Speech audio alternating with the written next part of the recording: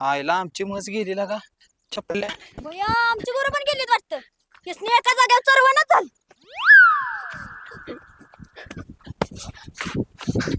तू परत घाव की रे सोन्या, तुला दाखवतो मी चांगला असाय का नाही त्या बॉलासारखा फिरगवूनच ठेवतो.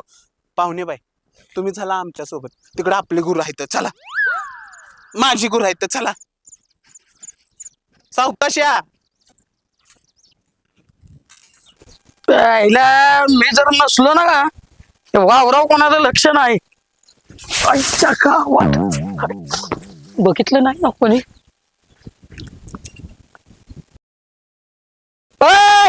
कोणाचे ना गुरु आहे ती वावरात आले. बापू कशाला मशीला दगड मारताय व? कोणाची गुरु आहे ती? आमची जायचं. अरे मग तुम्हाला झेपत नाही ऐकत नाही तर कशाला गुरु सांभाळताय? बापू तुम्ही लयच मोरचं बोलताय बर का. आणि दगड का म्हणून हालताय म्हशीला? हा गुर म्हणजे आमच्या घरचा कुटुंबाचा एक भाग असतोय. त्यासनी तुम्ही असं दगड आणाल, उद्या काय त्यासनी दुखलं खुपलं तर त्रास आमासनी होतो. अरे हो की बाबा, पण आमच्या वावरात चरते ती म्हणून सांगितलं तुम्हाला. बापू आवाज जेवून झाल्यावर विरंगुळा म्हणून आबादबी खेळत होतो, तवर आली मज खाली.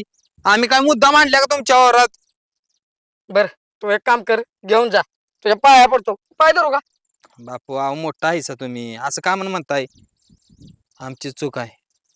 आम्ही जरा गुरांच्यावर ध्यान ठेवायला पाहिजे होत. हा बघ सोन्या, तुझा सगळं पटतंय मला. कसं आहे बघ, आपण ही अशी साधी माणसं एकदा पिकवणार, वर्षभर खाणार. त्यात जर ही गुरांनी खाल्लं, आपण वर्षभर काय खाणार? असू दे बापू, चूक तशी आमची बी आहे.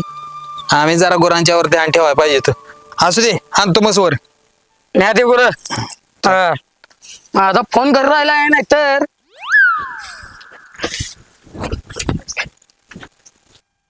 पाहुणीबाई तुम्हासनी आमची वाडी कशी वाटली? खरं सांगू, हा. तुमची वाडी खूपच छान आहे बघा. आणि वाडीतली माणसं? वाडीतली माणसं सुद्धा चांगली आहेत. आणि मी म्हणजे पाहुणीबाई तुम्हासनी काय सांगायचं. अहो जेव्हापासनं तुम्हासनी बघितलंय तेव्हापासनं या भोळ्या भाबड्या मनात फुलपाखरं उडायला लागले. अहो काय झालंय माझं मलाच कळना. मला तुम्ही हे का नाही लय आवडता.